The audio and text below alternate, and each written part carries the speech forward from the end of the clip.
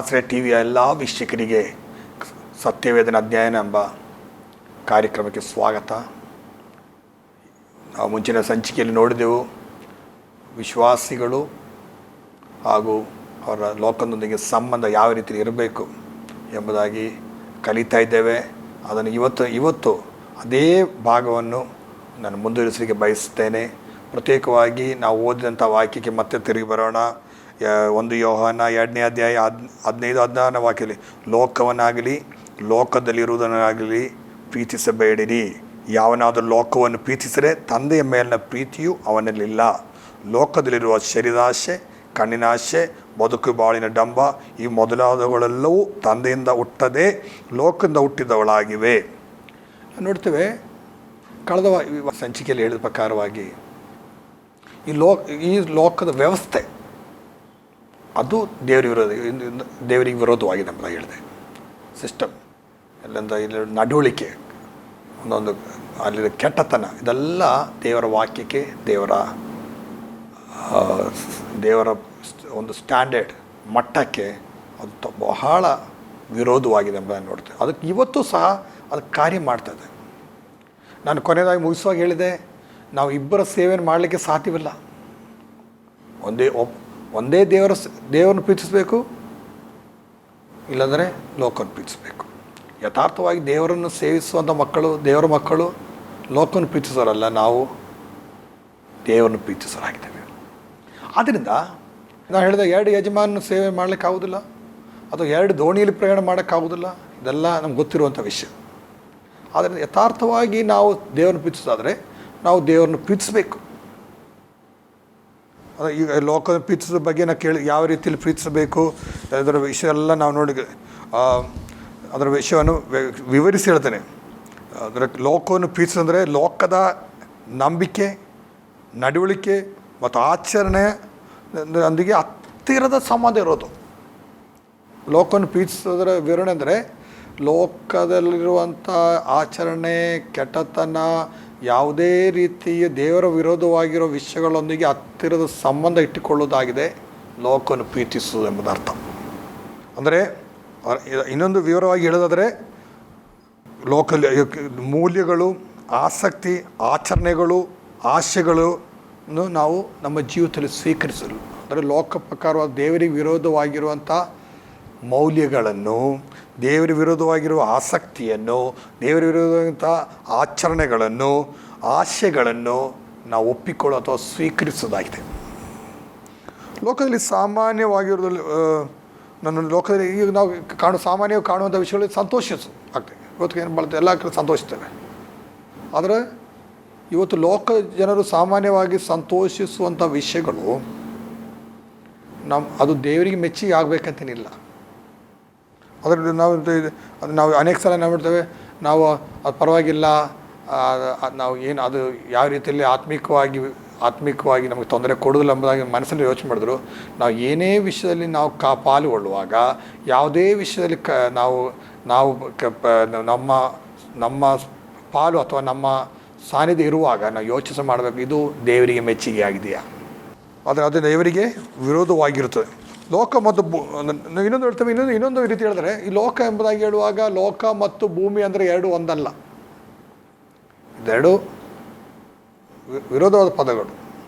ಅದಕ್ಕೆ ಇವತ್ತು ನಾನು ಬೋಧನೆ ಮಾಡುವಾಗ ನೀವು ದೇವರು ಎಷ್ಟು ನೋಡಿ, ನಾನು ಲೋಕವನ್ನು ಪ್ರೀತಿಸಬೇಡ್ರಿ ಎಂಬುದಾಗಿ ಹೇಳುವಾಗ ದೇವರು ಕೊಟ್ಟಿರುವಂಥ ಈ ಸೌಂದರ್ಯ, ಲೋಕದಲ್ಲಿರೋ ಸೌಂದರ್ಯ, ಉದಾಹರಣೆಗೆ ಒಳ್ಳೆಯ ಪರ್ವತಗಳು, ಒಳ್ಳೆಯ ಸ್ಥಳಗಳು, ಒಂದು ಸೃಷ್ಟಿಯ ಸೌಂದರ್ಯ, ಇದನ್ನೆಲ್ಲವನ್ನು ನಾವು ಅಭಿನಂದಿಸಬೇಕು. ಎಂದಿಗೂ ಅದು ವಿರೋಧವಲ್ಲ. ಅದನ್ನು ದೇವರು ಎಂದಿಗೂ ಹೇಳೋದಿಲ್ಲ. ಅದನ್ನು ಇವತ್ತು ಹೇಳಿದ್ರೆ ದೇವರ ಸೃಷ್ಟಿಯು ದೇವರನ್ನು ಪ್ರಕಟಿಸುತ್ತದೆ ಎಂಬುದಾಗಿ. ಇವತ್ತು ನಾವು ಆಕಾಶ ಭೂಮಿಯಲ್ಲಿ ನೋಡುವಾಗ, ದೇವ್ರನ್ನ ನೋಡುವಾಗ ನಾವು ಏನು ಮಾಡಿದೆ, ದೇವರ ಸೃಷ್ಟಿ ಇದು, ದೇವರ ಕೈ ಕೆಲಸ, ಅದನ್ನು ನಾವು ಸಂತೋಷ ಪಡಬೇಕು, ಅಭಿನಂದಿಸಬೇಕು.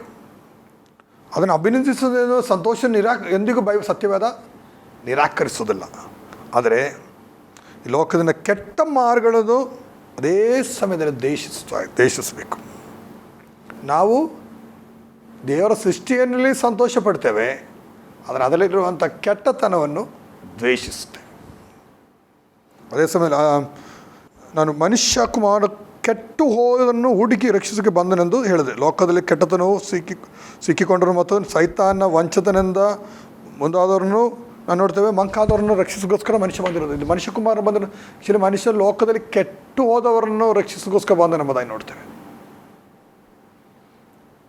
ಕೆಟ್ಟು ಹೋದವ್ರನ್ನು ರಕ್ಷಿಸೋಗೋಸ್ಕರ ಹುಡುಕಿಕೊಂಡು ಬಂದನು. ಒಂದು ಉದಾಹರಣೆ ಅಂದರೆ ಲೋಕದಲ್ಲಿ ಕೆಟ್ಟತನಕ್ಕೆ ಸಿಕ್ಕಿ ಹೋದವ್ರನ್ನು ಮತ್ತು ಸೈತಾನ ವಂಚತನಕ್ಕೆ ಅಂದರೆ ಒಳಗಾದವ್ರನ್ನು ರಕ್ಷಿಸೋಗೋಸ್ಕರ ಈ ಮನುಷ್ಯ ಕುಮಾರ ಎಂಬುದಾಗಿ ಬಂದನೆಂಬುದನ್ನು ನೋಡ್ತೇವೆ. ನಾವು ನೋಡ್ತೇವೆ 3 ರೀತಿಯ ವಿಷಯಗಳು ಅಥವಾ 3 ವಿಷಯಗಳು ಯೋಹಾನ 1 ಯೋಹಾನ 2:16 ಪ್ರಕಾರವಾಗಿ 3 ವಿಷಯಗಳು ದೇವರಿಗೆ ಬಹಿರಂಗವಾಗಿ ವಿರೋಧಿಸುತ್ತದೆ. ದೇವರಿಗೆ ಬಹಿರಂಗವಾಗಿ ಅದನ್ನು ವಿರೋಧಿಸುತ್ತದೆ. ಆ ವಾಕ್ಯವನ್ನು ಇನ್ನೊಂದು ಸಲ ಓದ್ತೇನೆ. 2ನೇ ಅಧ್ಯಾಯ 16ನೇ ವಾಕ್ಯ. ಶರೀರದ ಆಸೆ, ಕಣ್ಣಿನ ಆಸೆ, ಬದುಕು ಬಾಳಿನ ಡಂಬ ಇವು ಮೊದಲಾದವುಗಳೆಲ್ಲವೂ ತಂದೆಯಿಂದ ಹುಟ್ಟದೆ ಲೋಕದಿಂದ ಹುಟ್ಟಿದವಳಾಗಿವೆ. ಅಂದರೆ ಈ 3 ವಿಷಯಗಳು ಬಹಿರಂಗವಾಗಿ ದೇವರಿಗೆ ವಿರೋಧವಾಗಿದೆ. ಮೊದಲು ನೋಡಿ, ನಾನು ನೋಡುವಾಗ ಮೊದಲನೇದಾಗಿ ನೋಡಿ 3 ಪದ. ಶರೀರದ ಆಸೆ, ಇದು ಆತ್ಮಿಕವಲ್ಲದ ಅಂದರೆ ಅಶುದ್ಧವಾದ ಮತ್ತು ಅನೈತಿಕವಾದ ಆಶೆಗಳನ್ನು ಒಳಗೊಂಡಿದೆ. ಈ ಶರೀರ ಆಸೆ ಅಂದ ಕೂಡಲೇ ಅಂದರೆ ಅಶುದ್ಧವಾದಂಥ ಅನೈತಿಕವಾದ ಆಶೆಗಳನ್ನು ತೋರಿಸುವಂಥ ವಿಷಯ ಇದು. ಪಾಪಮಯವಾದ ಆಸಕ್ತಿಯಿಂದ ತುಂಬಿರುವುದು ಅಂದರೆ ಯಾವಾಗಲೂ ಕೆಟ್ಟತನ ಪಾಪ ಮಾಡುವಂಥ ಒಂದು ಆಸೆ. ಯಾವಾಗ ನೋಡಿ, ಇದು ದೇವರ ಮಗು ರಕ್ಷಣೆ ಹೊಂದಿದಾಗ ಅಥವಾ ಯೇಸು ಸ್ವಾಮಿ ನಂಬಿ ಬಂದಾಗ ಅವನ ಜೀವಿತದಲ್ಲಿ ಪವಿತ್ರಾತ್ಮನ ಕಾರ್ಯ ಮಾಡ್ತಾನೆ. ಪವಿತ್ರಾತ್ಮ ಅವನ ಜೀವಿತದಲ್ಲಿ ಕಾರ್ಯ ಮಾಡ್ತಾನೆ. ಅವನ ಪಾಪದ ಬಗ್ಗೆ ಅರಿವು ಕೊಡ್ತಾನೆ, ಸತ್ಯದ ಬಗ್ಗೆ ಅರಿವು ಕೊಡ್ತಾನೆ. ಆವಾಗ ಅವನ ಆತ್ಮ ರಕ್ಷಿಸಲ್ಪಡ್ತದೆ. ಆದರೆ ಈ ಶರೀರ ಈ ಲೋಕಕ್ಕೆ ಸಂಬಂಧಪಟ್ಟದಾಗಿದೆ. ಈ ಶರೀರ ಎಂಬುದು ಯಾವಾಗ ಈ ಮಣ್ಣಿಂದ ಸಂಬಂಧಪಟ್ಟದ್ದು. ಇದು ಯಾವಾಗಲೂ ತನ್ನ ಆಸೆಯನ್ನು ಪೂರೈಸಲಿಕ್ಕೆ ಪ್ರಯತ್ನ ಪಡ್ತಾ ಇದ್ದಾನೆ. ಗಲಾತ್ಯ ಪತ್ರಿಕೆಯಲ್ಲಿ ನೋಡ್ತೇವೆ, ಶರೀರ ಆಸೆ ಮತ್ತು ಶರೀರ ಮತ್ತು ಈ ಆತ್ಮಿಕ ಎರಡು ತದ್ವಿರೋಧವಾಗಿದೆ, ಒಂದಕ್ಕೊಂದು ವಿರೋಧ. ಶರೀರ ಯಾವಾಗಲೂ ಶರೀರ ಆಸೆಗಳನ್ನು ಪೂರೈಸಲಿಕ್ಕೆ ನೋಡ್ತಾ ಇರ್ತದೆ. ಆದರೆ ಆತ್ಮ ಯಾವಾಗಲೂ ಒಳ್ಳೆಯದನ್ನು ದೇವರನ್ನು ಮೆಚ್ಚಿಸಲಿಕ್ಕೆ ಪ್ರಾರಂಭ ಮಾಡ್ತದೆ. ಅಂದರೆ ಈ ಎರಡು ವಿರೋಧವಾಗಿದೆ. ಯಾವಾಗಲೂ ತದ್ವಿರೋಧವಾಗಿರ್ತದೆ. ಎರಡು ಕೂಡ ಒಂದಕ್ಕೊಂದೇ ಹೊಂದಾಣಿಕೆ ಮಾಡ್ಕೊಳ್ಳೋದು. ಕಾರಣ ಅಂದರೆ ಆತ್ಮ ಯಾವಾಗಲೂ ಒಬ್ಬ ಮನುಷ್ಯನಿರುವಂಥ ಆತ್ಮ ಅವನ ಶರೀರದಲ್ಲಿ ಕೆಟ್ಟತನಕ್ಕೆ ನಡೆಸಲಿಕ್ಕೆ ಬಿಡೋದಿಲ್ಲ. ಆತ್ಮ ಹೇಳ್ತಾ ಇರ್ತಾನೆ, ನೀನು ಮಾಡಬೇಡ, ಹೋಗೋ ದಾರಿ ಸರಿಯಲ್ಲ, ನೀನು ಮಾಡೋ ಕೆಟ್ಟತನ ಸರಿಯಲ್ಲ ಎಂಬುದಾಗಿ ಹೇಳ್ತಾ ಇರ್ತಾನೆ. ಯಾಕಂದರೆ ಕೆಟ್ಟತನ ಅಂದರೆ ಈ ಶರೀರದ ಆಸೆ ಮನುಷ್ಯನ ಯಾವಾಗಲೂ ಕೆಟ್ಟತನಕ್ಕೆ ಎಳೀತಾ ಇರ್ತದೆ. ಆದರೆ ಪ್ರತಿದಿನ ಒಂದು ವಿಶ್ವಾಸಿ ಅಂದರೆ ಈ ಶರೀರ ಆಸೆ ಅವನು ಬಂದರೆ ಅದನ್ನು ಜಯಿಸುವನಾಗಿದ್ದಾನೆ. ರೋಮ ಪತ್ರಿಕೆ 12ನೇ ಅಧ್ಯಾಯ 1ನೇ ವಾಕ್ಯ ನಾನು ನಿಮಗೋಸ್ಕರ ಓದ್ತೇನೆ ನೋಡಿ. ಅದರಲ್ಲಿ ಕೆಲವು ವಿಷಯಗಳು ಶರೀರದ ಬಗ್ಗೆ ಹೇಳ್ತದೆ. ಆದ್ದರಿಂದ ಸಹೋದರೇ, ದೇವರ ಕನಿಕರವನ್ನು ನೆನಪಿಗೆ ತಂದು ನಿಮ್ಮನ್ನು ಬೇಡಿಕೊಳ್ಳುವುದೇನೆಂದರೆ, ನೀವು ನಿಮ್ಮ ದೇಹಗಳನ್ನು ದೇವರಿಗೆ ಮೀಸಲಾಗಿಯೂ ಮೆಚ್ಚುಗೆಯಾಗಿರುವ ಸಜೀವ ಯಜ್ಞವಾಗಿ ಅರ್ಪಿಸಿರಿ, ಇದು ನಿಮ್ಮ ವಿವೇಕಪೂರ್ವಕವಾದ ಆರಾಧನೆಯಾಗಿದೆ. ಅಂದರೆ ನಮ್ಮ ಶರೀರ, ಈ ಶರೀರ ಆಸೆ ಬಹಳ ಅಂದರೆ ಈ ತೃಪ್ತಿಪಡಿಸಲಿಕ್ಕೆ, ಶರೀರದ ಆಸೆಗಳನ್ನು ತೃಪ್ತಿಪಡಿಸಲಿಕ್ಕೆ ಶರೀರ ಯಾವಾಗಲೂ ಶ್ರಮಿಸ್ತಾ ಇರ್ತದೆ. ದೈವಿಕವಲ್ಲದ ರೀತಿಯಲ್ಲಿ ತೃಪ್ತಿ ಮಾಡಿಕೊಳ್ಳೋದಕ್ಕೆ ಪ್ರಯತ್ನಪಡಿಸ್ತದೆ. ಅನೇಕ ನಮ್ಮನ್ನು ಸೆಳೆಯುವಂಥ ಅನೇಕ ವಿಚಾರಗಳು ಲೋಕದಲ್ಲಿರುವಂಥ ಸೆಳೆಯಲು ಈ ಶರೀರದ ಆಸೆಗಳು ನಮ್ಮನ್ನು ಎಳಿತಾ ಇರ್ತದೆ, ಆ ಕಡೆ ಎಳಿತಾ ಇರ್ತದೆ. ಆದರೆ ಈ ಒಂದು ವಿಷಯ ಭಾಳ ನಾವು ಶರೀರದ ಆಸೆಗಳನ್ನು ಜಯಿಸೋರಾಗಬೇಕು. ಆದ್ದರಿಂದ ಏನು ಮಾಡಬೇಕು, ನಮ್ಮ ಶರೀರವನ್ನು ಪ್ರತಿದಿನ ದೇವರಿಗೆ ಮೆಚ್ಚುಗೆಯಾದಂಥ ಯಜ್ಞವಾಗಿ ಸಮರ್ಪಿಸಬೇಕು. ಯೆಹೋವನಿಗೆ ಮೆಚ್ಚುಗೆಯಾದಂಥ ಯಜ್ಞವಾಗಿ ಸಮರ್ಪಿಸಲ್ಪಡಬೇಕು. ಅಂದರೆ ನಾನು ನೋಡ್ತೇವೆ, ಯೇಸು ಸ್ವಾಮಿಗೆ ಪರೀಕ್ಷೆ ಬಂದಾಗ ಅವ್ರು ಹೇಳಿದ್ರೆ, ಯೇಸು ಸ್ವಾಮಿ ಉಪವಾಸ ಮಾಡಿ ಬಂದಾಗ ಈ ರೊಟ್ಟಿಯನ್ನು ಕಲ್ಲಾಗಿ ಪರಿವರ್ತಿಸು. ಸೈತಾನ ಹೇಳ್ತಾನೆ ರೊಟ್ಟಿಯನ್ನು, ಸೈತಾನಿಗೆ ಗೊತ್ತಿತ್ತು ಅವನು ವೀಕ್ನೆಸ್ ಅಲ್ಲಿ, ಹೊಟ್ಟೆ ಇಷ್ಟು ದಿನ ಉಪವಾಸ ಇದ್ದಾನೆ, ಆದರೆ ಅದನ್ನು ಊಟ ಮಾಡಿಲ್ಲ, ಉಪವಾಸಲಿದ್ದಾನೆ, ಅದನ್ನು ಕಲ್ಲನ್ನು ರೊಟ್ಟಿಯನ್ನಾಗಿ ಮಾಡೋದಂತಾನೆ. ಯೇಸು ಸ್ವಾಮಿ ಮೊದಲ ಪರೀಕ್ಷೆ ಅದು. ಯೇಸು ಸ್ವಾಮಿ ಅದೇ ಪರೀಕ್ಷೆಯನ್ನು ದೇವರ ವಾಕ್ಯದ ಮುಖಾಂತರ ಜಯಿಸ್ತಾ ಇದ್ದಾನೆ. ಮನುಷ್ಯನ ರೊಟ್ಟಿ ತಿಂದು ಮಾತ್ರವಲ್ಲ, ದೇವರ ಬಾಯಿಂದ ಹೊರಡೋ ಪ್ರತಿಯೊಂದು ಮಾತಿನಿಂದ ವಾಕ್ಯದಿಂದ ಜೀವಿಸ್ತಾನೆ ಎಂಬುದಾಗಿ ಹೇಳ್ತಾನೆ, ಮಾತಿನಿಂದ ಜೀವಿಸ್ತಾನೆ ಎಂಬುದಾಗಿ ಹೇಳ್ತಾನೆ. ಅದರಿಂದ ನಮ್ಮ ಎಲ್ಲಿ ಶರೀರದಲ್ಲಿ ಎಲ್ಲಿ ಬಲಹೀನತೆ ಇದೆಯೋ ಅದನ್ನು ಉಪಯೋಗಿಸಿ ಸೈತಾನ್ ನಮ್ಮನ್ನು ಶೋಧನೆಗೆ ಒಳಪಡಿಸಿ ನಮ್ಮನ್ನು ನಾಶಕ್ಕೆ ತೆಗೆದುಕೊಳ್ಳೋಕ್ಕೆ ಹೋಗ್ತಾನೆ. ಶರೀರದ ಆಶೆ ತರ್ತಾನೆ. ಅದನ್ನು ಶರೀರ ಆಶೆಯನ್ನು ಜಯಿಸುವುದು ನಮ್ಮೆಲ್ಲರ ಕರ್ತವ್ಯವಾಗಿದೆ. ಆದ ಕಾರಣ ನಾವೇನು ಮಾಡಬೇಕು, ಪ್ರತಿದಿನ ನಮ್ಮ ಶರೀರವನ್ನು ನಾವು ದೇವರಿಗೆ ಮೆಚ್ಚುಗೆ ಆದಂಥ ಅಂದರೆ ಯಜ್ಞವಾಗಿ, ದೇವರಿಗೆ ಮೀಸಲಾಗಿಯೂ ಮೆಚ್ಚುಗೆ ಆಗಿರುವ ಸಜೀವ ಯಜ್ಞವಾಗಿ ಅರ್ಪಿಸಬೇಕು. ಪ್ರತಿದಿನ ಅರ್ಪಿಸಬೇಕು. ನಾವು ಈ ಲೋಕದಲ್ಲಿ ಜೀವಿಸುವಾಗ ನಮಗೆ ಸಮಸ್ಯೆಗಳಿದೆ, ನಮಗೆ ಶೋಧನೆಗಳಿದೆ, ನಮ್ಮನ್ನು ಎಳೆಯುವಂಥ ಅನೇಕ ಶಕ್ತಿಗಳಿದೆ, ನಮ್ಮನ್ನು ವಿವಿಧ ರೀತಿಯ ವಿಷಯಗಳು ನಮ್ಮನ್ನು ಸೆಳೆಯುತ್ತದೆ, ಆಶೆಗಳಿಗೆ ನಮ್ಮನ್ನು ಒಳಪಡಿಸುತ್ತದೆ, ಕೆಟ್ಟತನಕ್ಕೆ ಒಳಪಡಿಸುತ್ತದೆ. ಅಂಥ ಅವಕಾಶದಲ್ಲಿರುವಂಥ ಲೋಕದಲ್ಲಿ ಜೀವಿಸ್ತಾ ಇದ್ದೇವೆ. ಬೇಕಾದಷ್ಟು ಅವಕಾಶ ಇದೆ, ಇವತ್ತು ತುಂಬ ಅವಕಾಶಗಳಿದೆ. ಅದನ್ನು ಜಯಿಸೋದು ನಮ್ಮ ಕರ್ತವ್ಯ. ಅದನ್ನು ಜಯಿಸದೆ ಹೋದರೆ ನಾವು ಸೋತರೆ ಮತ್ತು ನಾವು ಜಯಶಾಲಿಗಳಾದರೆ ಸೋತರಾಗಿರ್ತೇವೆ. ನೋಡಿ, ಇವತ್ತು ನಮ್ಮಲ್ಲಿ ಯಾವುದೇ ಒಂದು ಅವಕಾಶ ಇದ್ದರೆ ಅಷ್ಟೇ ಸೈತಾನ ಕಾರ್ಯ ಮಾಡೋದು. ಸೈತಾನ ನಿಮ್ಮ ಬೆಲೆಯಂತೆ ನೋಡ್ತಾನೆ. ನೀವು ಎಲ್ಲಿ ಬೆಲೆಗಿನರಾಗಿದೆ ಅದನ್ನು ಆ ಒಂದು ಪಾಯಿಂಟ್ ಅಥವಾ ಆ ಒಂದು ವಿಷಯ ತೆಗೆದುಕೊಂಡು ಸೈತಾನ ನಿಮ್ಮ ಶೋಧನೆ ಒಳಪಡಿಸ್ತಾನೆ. ಅಂಥ ಶೋಧನೆ ಒಳಪಡುವ ತಕ್ಷಣ ನಾವು ಬಿದ್ದು ಹೋಗ್ತೇವೆ. ನಾವು ಬಿದ್ದು ಹೋಗಿದ್ರೆ ಅದು ಏನಾಗ್ತಂದರೆ ನಮ್ಮನ್ನು ನಾಶಕ್ಕೆ ನಡೆಸುವಂಥದ್ದಾಗಿದೆ. ಅದರಿಂದ ನಮ್ಮ ಶರೀರವನ್ನು ನಾವು ಮೆಚ್ಚುಗೆ ಪಡಿಸೋದಲ್ಲ, ಶರೀರ ಆಸೆಗಳನ್ನು ಮೆಚ್ಚುಗೆ ಪಡಿಸೋದಲ್ಲ, ನಾವು ದೇವರನ್ನು ಮೆಚ್ಚಿಸಬೇಕು. ಹಾಗೆ ನಡಿಬೇಕಾದರೆ, ನಮ್ಮ ಶರೀರಗಳನ್ನು ಜಯಿಸಬೇಕಾದರೆ ನಮಗೆ ಬೇಕಾಗಿರೋದು ದೇವರ ಆತ್ಮನ ನಡೆಸಿಕೆ ಆಗಿದೆ. ನಾವು ಪವಿತ್ರಾತ್ಮನ ಕೆಲಸ ಜಸ್ಟ್ ನಮ್ಮನ್ನು ಸೇವೆಗೋಸ್ಕರ ಬಲಪಡಿಸೋ ಮಾತ್ರ ಅಲ್ಲ, ಅದನ್ನ ಕೆಲಸ ನಮ್ಮನ್ನು ಸತ್ಯಕ್ಕೆ ನಡೆಸುವಂಥದ್ದಾಗಿದೆ. ನೀತಿಯ ಮಾರ್ಗದಲ್ಲಿ ನಡೆಸೋನ ಕೆಲಸ. ಒಬ್ಬ ವಿಶ್ವಾಸಿ ಯಥಾರ್ಥವಾಗಿ ಯೇಸು ಸ್ವಾಮಿ ನಂಬಿದಂಥ ಒಬ್ಬ ವ್ಯಕ್ತಿ ನೀನಾದರೆ ಪವಿತ್ರಾತ್ಮನ ಜೊತೆ ಮಾತನಾಡ್ತಾನೆ. ನೀನು ಹೋಗೋ ದಾರಿ ಸರಿಯಲ್ಲ, ನೀನು ಮಾಡುವಂಥ ಕ್ರಿಯೆಗಳು ಸರಿಯಲ್ಲ, ನೀ ಕೆಟ್ಟತನಕ್ಕೆ ಹೋಗೋದು ಸರಿಯಲ್ಲ ಎಂಬುದಾಗಿ ಆಗ ಆಗಬೇಕಾದ್ರೆ ನಾವು ಯಥಾರ್ಥವಾಗಿ ಆತ್ಮನಿಂದ ನಡೆಸಲ್ಪಡಬೇಕು, ಪವಿತ್ರಾತ್ಮನಿಂದ ನಡೆಸಲ್ಪಡಬೇಕು, ಪವಿತ್ರಾತ್ಮನಿಂದ ನಿಯಂತ್ರಿಸಲ್ಪಡಬೇಕು. ನಾವು ಶರೀರ ಆಶೆಗಳಿಗೆ ನಮ್ಮನ್ನು ಒಪ್ಪಿಸಿಕೊಡಬಾರ್ದು. ನೋಡಿ, ಒಂದು ದೊಡ್ಡ ಯುದ್ಧ ಪ್ರತಿಯೊಬ್ಬ ಮನುಷ್ಯನ ಜೀವಿತದಲ್ಲಿ ಇದೊಂದು ದೊಡ್ಡ ಯುದ್ಧ ಆಗಿದೆ. ಅಂದರೆ ಒಬ್ಬ ವಿಶ್ವಾಸಿ ಯಥಾರ್ಥವಾಗಿ ಜೀವನ ಮಾಡಬೇಕಾದ್ರೆ ಈ ಲೋಕದಲ್ಲಿ ಕಷ್ಟ. ಆದರೆ ನಾವು ಕಷ್ಟ ಎಂದು ಹೇಳಿಕೊಂಡು ನಾವು ನಮ್ಮ ಆತ್ಮಿಕ ಜೀವನ ನಷ್ಟಪಡಿಸಲಿಕ್ಕೆ ಸಾಧ್ಯವಿಲ್ಲ. ಅಂದರೆ ಇವತ್ತು ಅನೇಕ ಸೋತು ಹೋದಂಥ, ಬಿದ್ದು ಹೋದಂಥ ಲೋಕದಲ್ಲಿ ನಾವು ಜೀವಿಸ್ತಾ ಇದ್ದೇವೆ. ಆತ್ಮಿಕವಾಗಿ ಬಳಲಿ ಹೋದಂಥ ಲೋಕದಲ್ಲಿ ಜೀವಿಸ್ತಾ ಇದ್ದೇವೆ.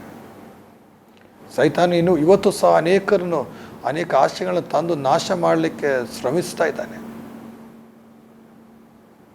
ಸ್ವಂತ ಸ್ವಯಂ ತೃಪ್ತಿಗಾಗಿ ತನ್ನನ್ನು ಯಾವುದಾದ್ರೂ ರೀತಿಯಲ್ಲಿ ಅವನ ಶರೀರ ಆಶೆಗಳನ್ನು ತೃಪ್ತಿಪಡಿಸೋಗೋಸ್ಕರ ಮನುಷ್ಯನು ಓಡ್ತಾ ಇದ್ದಾನೆ. ಅದರ ದೇವರ ಮಕ್ಕಳು ಅದರ ವಿರೋಧ ಆಗಿ ಹೋಗಬಾರ್ದು. ನಾವು ನಮ್ಮ ವೈಯಕ್ತಿಕ ಜೀವಿತದಲ್ಲಿ, ನಮ್ಮ ಗುಪ್ತ ಜೀವಿತದಲ್ಲಿ ಬದಲಾವಣೆಗಳು ಸಂಭವಿಸಬೇಕು. ಅದಕ್ಕಾಗಿ ನಮ್ಮನ್ನು ಒಪ್ಪಿಸಿಕೊಡ್ಬೇಕು. ನಮ್ಮಲ್ಲಿ ಒಂದು ಶಿಸ್ತಿನ ಜೀವನ ಬರಬೇಕು, ಆತ್ಮಿಕವಾಗಿ ಶಿಸ್ತಿನ ನಡೆಸಬೇಕು. ನಾವು ನನ್ನನ್ನು ಕೇಳ್ತಿರೋದು, ಯಾರಾದರೂ ನಿಮ್ಮ ಜೀವಿತದಲ್ಲಿ ಶರೀರದ ಆಶೆಗಳನ್ನು ಜಯಿಸಲಿಕ್ಕೆ ಆಗ್ತಾಯಿಲ್ಲ, ಶರೀರದಲ್ಲಿ ನೀವು ಇನ್ನೂ ಯಾವಾಗಲೂ ಶೋಧನೆ ಒಳಪಟ್ಟು ಆತ್ಮಿಕ ಜೀವಿತದಲ್ಲಿ ಮುಂದೆ ಹೋಗಲಿಕ್ಕೆ ಸಾಧ್ಯವಾಗ್ತಾಯಿಲ್ಲ ಅಂತ ನೀವು ಹೇಳೋದಾದರೆ, ಪ್ರಿಯರೇ, ನೀವು ಜಯಿಸ್ಬೋದು. ಅದಕ್ಕಾಗಿ ದೇವರ ವಾಕ್ಯನ ಓದಿರಿ, ಸತ್ಯವೇದನ ಓದಿರಿ, ಪವಿತ್ರಾತ್ಮನ ಸಹಾಯವನ್ನು ಕೇಳಿರಿ, ಪವಿತ್ರಾತ್ಮನ ನಡೆಸಲ್ಪಡಿರಿ, ಆದಷ್ಟು ಹೆಚ್ಚು ಸಮಯ ದೇವಸ್ಥಾನದಲ್ಲಿ ಪ್ರಾರ್ಥನೆ ಮಾಡಿರಿ. ದೇವರು ಜಯ ಕೊಡುವಂಥ ದೇವರಾಗಿದ್ದಾನೆ. ನಾವು ನಾನು ಬಲಹೀನತೆ ನನಗೆ ಆಗ್ತಾಯಿಲ್ಲ, ನಾನು ಬಲಹೀನರು ಎಂಬುದಾಗಿ ಹೇಳ್ಕೊಂಡಿರೋದಲ್ಲ. ಆ ಬಲತೆಯನ್ನು ಜಯಿಸಬೇಕು, ಶರೀರ ಆಶೆಗಳನ್ನು ಜಯಿಸಬೇಕು. ಇದೆಲ್ಲ ನಮ್ಮ ಶರೀರದ ಆಶೆಗಳು ನಮ್ಮ ಈ ದೇವರಿಗೆ ತಂದೆಯಾದ ದೇವರಿಂದ ಬಂದದಲ್ಲ ಎಂಬುದಾಗಿ ದೇವರ ವಾಕ್ಯ ಹೇಳ್ತದೆ. ಇದು ಲೋಕದವಾಗಿದೆ, ಲೋಕದ ಬಂಧಗಳಾಗಿದೆ. ಅದು ನಾಶಕ್ಕೆ ನಡೆಸುವಂಥದ್ದಾಗಿದೆ. ಅದರಿಂದ ಬಹಳ ಎಚ್ಚರಿಕೆಯಿಂದ ನಾವುಗಳು ಈ ಲೋಕದಲ್ಲಿ ಜೀವಿಸಬೇಕು. ನಮ್ಮ ಯುದ್ಧದಲ್ಲಿ, ನಮ್ಮ ವಿಶ್ವಾಸ ಜೀವಿತದ ಯುದ್ಧದಲ್ಲಿ, ಕ್ರೈಸ್ತ ಜೀವಿತ ಯುದ್ಧದಲ್ಲಿ ನಾವು ಸೋಲುವರಲ್ಲ, ನಾವು ಜಯಶಾಲಿಗಳಾಗಿ ಮಾರ್ಪಡಬೇಕಾಗಿದೆ. ಅದರಿಂದ ಪ್ರಿಯ, ನಮ್ಮನ್ನು ಒಪ್ಪಿಸಿಕೊಳ್ಳೋಣ, ಜಯಿಸೋಣ. ಇವತ್ತು ಅಂಥ ಒಂದು ಪರಿಸ್ಥಿತಿಯಲ್ಲಿ ನೀವು ಇನ್ನೂ ಭಾಳ ಕಷ್ಟದಲ್ಲಿದ್ದೀರಿ. ನನಗೆ ಸೇವಕರೇ, ನನಗೆ ಆಗ್ತಾಯಿಲ್ಲ, ನನ್ನ ಜೀವಿತದಲ್ಲಿ ನನಗೆ ಹೇಳಲಿಕ್ಕೆ ಆಗದಂಥ ರೀತಿಯಲ್ಲಿ ಆ ಸಮಸ್ಯೆಗಳನ್ನು ದಾಟಿ ಹೋಗ್ತಾ ಇದ್ದಾನೆ ಎಂಬುದಾಗಿ ಹೇಳೋದಾದರೆ, ನೀವು ಯಾರಾದರೂ ದೇವರ ಮಕ್ಕಳ ಹತ್ರ ಹೋಗಿ, ದೇವರ ಸೇವಕರ ಹೋಗಿ ಪ್ರಾರ್ಥನೆ ಮಾಡಿಕೊಳ್ಳಿ. ಅವರಿಂದ ಆತ್ಮಿಕವಾದ ಸಲಹೆ ಕೊಳ್ಳಿಕೊಳ್ಳಿ. ನಿಮ್ಮ ಜೀವಿತದಲ್ಲಿ ದೇವರು ಬದಲಾವಣೆ ಮಾಡ್ತಾನೆ. ನೀವು ಪ್ರಾರ್ಥನೆ ಮಾಡೋದು, ದೇವರ ವಾಕ್ಯ ಓದೋದು, ಪವಿತ್ರಾತ್ಮನ ಸಹಾಯ ಕೇಳೋದು, ಅದರೊಟ್ಟಿಗೆ ಬೇರೆ ಯಾರಾದರೂ ಹಿರಿಯ ಸೇವಕರು, ನೀವು ಪ್ರೀತಿಸುವಂಥ ಸೇವಕರು, ನೀವು ಗೌರವಿಸುವಂಥ ಸೇವಕರ ಹತ್ರ ಹೋಗಿ ಅವರಿಂದ ಸಲಹೆ ಪಡ್ಕೊಳ್ರಿ. ಆತ್ಮಿಕ ಸಲಹೆ ಹೊಂದಿರಿ, ಕೌನ್ಸಿಲಿಂಗ್. ನಿಮ್ಮ ಜೊತೆಲಿ ಬದಲಾವಣೆ ಉಂಟು ಮಾಡ್ತಾನೆ, ಅದನ್ನು ಬದಲಾವಣೆ ಕೊಡ್ತಾನೆ. ಅಂದರೆ ನೀವು ಪ್ರತ್ಯೇಕವಾಗಿ ಯಾರಾದರೂ ಅಂದರೆ ಅಂಥ ಒಂದು ಪರಿಸ್ಥಿತಿಯಲ್ಲಿ ದಾಟಿ ಹೋಗ್ತಾರೆ, ಆ ದೇವರು ಬಿಡುಗಡೆ ಕೊಡಲಿಕ್ಕೆ ಶಕ್ತನಾಗಿದ್ದಾನೆ. ಅದರಿಂದ 3 ವಿಷಯ ನಾನು ಹೇಳಿದ 3 ವಿಷಯಗಳು. ಅದರಲ್ಲಿ ಒಂದು ಶರೀರದ ಆಶೆ, ಕಣ್ಣಿನ ಆಶೆ, ಮತ್ತೊಂದು ಬದುಕು ಬಾಣ ಡಂಬ. ಅದರಿಂದ ಇವತ್ತಿನ ವಿಷಯ ಶರೀರದ ಆಶೆ. ಅದನ್ನು ಅದು ಜಯಿಸೋಣ. ನಾವು ಶರೀರ ವಿಷಯಗಳಿಗೆ ಅಂದರೆ ಶರೀರ ಆಶೆಗೆ ಸತ್ತವರಾಗಿದ್ದೇವೆ, ಕ್ರಿಸ್ತನೊಂದಿಗೆ ಜೀವಿಸೋರಾಗಿದ್ದೇವೆ. ಅದರಿಂದ ಇವತ್ತಿನಿಂದ ನಾವು ಕಲಿಯೋಣ. ಆದರೆ ನಾನು ಹೇಳೋದಿಲ್ಲ ನೀವು ಪರ್ಫೆಕ್ಟಾಗಿ, ನಾವು ಯಾರು ಪರಿಪೂರ್ಣ ಅಲ್ಲ. ನಾವು ಏನು ಶೋಧನೆಗಳು ಬರ್ತದೆ. ಆದರೆ ನಾವು ಒಂದೊಂದು ದಿನ ಶೋಧನೆಗಳನ್ನು ಯೇಸುವಿನ ಕ್ರೂಜಿಗೆ ಹಾಕೋಣ. ನಮ್ಮ ಶೋಧನೆಗಳನ್ನು ಜಯಿಸೋಣ. ಅದನ್ನು ಜಯಿಸಲಿಕ್ಕೆ ಅವಕಾಶ ಅಂದರೆ ನಾವು ಸಾಯಿಸಬೇಕು, ಆ ಆಶೆಗಳನ್ನು ಸಾಯಿಸಬೇಕು. ಆಗ ಮಾಡಿದ್ರೆ ಮಾತ್ರ ನಮ್ಮ ಜೀವಿತದಲ್ಲಿ ಜಯವನ್ನು ಹೊಂದಲಿಕ್ಕೆ ಸಾಧ್ಯವಾಗ್ತದೆ. ಅದರಿಂದ ಪ್ರಿಯರೇ, ಈ ವಾಕ್ಯ ನಿಮ್ಮ ಜೀವಿತದಲ್ಲಿ ಆಶೀರ್ವಾದವಾಗಿ ಮಾರ್ಪಡಲಿ. ನನ್ನ ಕೇಳಿದ್ದು ಯಾರಾದರೂ ಜೀವಿತದಲ್ಲಿ ಬದಲಾವಣೆ ಬೇಕು, ನನ್ನ ಜೀವಿತದಲ್ಲಿ ಜಯಿಸಬೇಕು, ಸೋಲಿನ ಜೀವನ ನಡೆಸ್ತಾ ಇದ್ದಾನೆ, ಶರೀರ ಆಶೆಗಳು ನನ್ನ ನಿಯಂತ್ರಿಸ್ತಾ ಇದೆ, ಆತ್ಮಿಕವಾಗಿ ಮುಂದೆ ಹೋಗಲಿಕ್ಕೆ ಸಾಧ್ಯವಿಲ್ಲ, ಆತ್ಮಿಕ ಜೀವನ ನಡೆಸಲಿಕ್ಕೆ ಸಾಧ್ಯವಿಲ್ಲ ಎಂಬುದಾಗಿ ಯಾರಾದರೂ ಹೇಳಿದ್ದಾರೆ, ಈ ಹಗಲ ವೇಳೆಯಲ್ಲಿ ದೇವರು ನಿಮಗೆ ಸ್ವತಂತ್ರ ಕೊಡಲಿಕ್ಕೆ ಶಕ್ತನಾಗಿದ್ದಾನೆ. ದೇವರು ನಿಮಗೆ ಸ್ವತಂತ್ರ ಕೊಡ್ತಾನೆ. ನೀವು ದೇವರು ನಿಮ್ಮನ್ನು ಆಶೀರ್ವದಿಸಲಿ. ನಾನು ನಿಮಗಾಗಿ ಪ್ರಾರ್ಥನೆ ಮಾಡ್ತೇನೆ. ಒಂದು ವಿಷಯ ಕಣ್ಣು ಮುಚ್ಚಿ ಪ್ರಾರ್ಥನೆ ಮಾಡೋಣ. ಸ್ವರ್ಗೀಯ ತಂದೆಯ ದೇವರೇ, ಈ ಒಳ್ಳೆಯ ಸಮಯಕ್ಕಾಗಿ ಸ್ತೋತ್ರ. ನಾವು ಕ್ರೈಸ್ತರಾಗಿ, ವಿಶ್ವಾಸಿಗಳಾಗಿ 2 ಯಜಮಾನನ್ನು ಸೇವಿಸಲಿಕ್ಕೆ ಆಗೋದಿಲ್ಲ ಸ್ವಾಮಿ. ಪ್ರತ್ಯೇಕವಾಗಿ ನನ್ನನ್ನು ಕೇಳುತ್ತಿರುವಂಥ ವೀಕ್ಷಿಸುತ್ತಿರುವ ಯಾವುದಾದ್ರು ವ್ಯಕ್ತಿಗಳು ಕರ್ತಾನೆ, ಇನ್ನೂ ಅವರ ಜೀವಿತದಲ್ಲಿ ಜಯಿಸಲಿಕ್ಕೆ ಆಗದಂತೆ, ಅವರ ಆತ್ಮಿಕ ಜೀವಿತದಲ್ಲಿ ಮುಂದೆ ಹೋಗದೆ, ಅವರ ಶರೀರ ಆಶೆಗಳಿಗೆ ಒಳಪಟ್ಟು, ಕೆಟ್ಟತನಕ್ಕೆ ಒಳಪಟ್ಟು ಪಾಪದಲ್ಲಿ ಜೀವಿಸೋದಾದರೆ ಪೂರ್ಣವಾದ ಸ್ವತಂತ್ರವನ್ನು ಕರ್ತನೆ ನೀವು ಕೊಡಬೇಕಾಗಿ ಬೇಡ್ತದೆ. ಅವರ ಜೀವಿತದಲ್ಲಿ ಮಾರ್ಪಾಟುಗಳು ಸಂಭವಿಸಲಿ, ಜೀವಿತದಲ್ಲಿ ಬದಲಾವಣೆಗಳು ಸಂಭವಿಸಲಿ, ದೊಡ್ಡ ಕಾರ್ಯಗಳು ನಡೀಲಿ ಸ್ವಾಮಿ. ಪ್ರಾರ್ಥನೆ ಕೇಳಿದ ಕೃಪೆಗಾಗಿ ಸ್ತೋತ್ರ. ಯೇಸು ಸ್ವಾಮಿ ಮಾದರ ನಾಮದಲ್ಲಿ ಬೇಡದೇವೆ ತಂದೆ, ಆಮೇನ್. ಪ್ರಿಯ ವೀಕ್ಷಕರೇ, ದೇವರು ನಿಮ್ಮನ್ನು ಆಶೀರ್ವದಿಸಲಿ. ಆಶ್ರಯ TV ವೀಕ್ಷಿಸಿದ ನಿಮ್ಮೆಲ್ಲರನ್ನೂ ದೇವರು ಏನು ಹೆಚ್ಚಾಗಿ ಆಶೀರ್ವದಿಸಲಿ. ನಾವು ಜಯಶಾಲಿಗಳಾಗಿ ಮುಂದೆ ಹೋಗೋಣ. ಆಶ್ರಯ TVಯನ್ನು ವೀಕ್ಷಿಸ್ತಾ ಇರಿ. ದೇವರು ನಿಮ್ಮನ್ನು ಮುಂದಿನ ಸಂಚಿಕೆಯಲ್ಲಿ ನಾವು ನೋಡೋಣ. ದೇವರು ನಿಮ್ಮನ್ನು ಆಶೀರ್ವದಿಸಲಿ.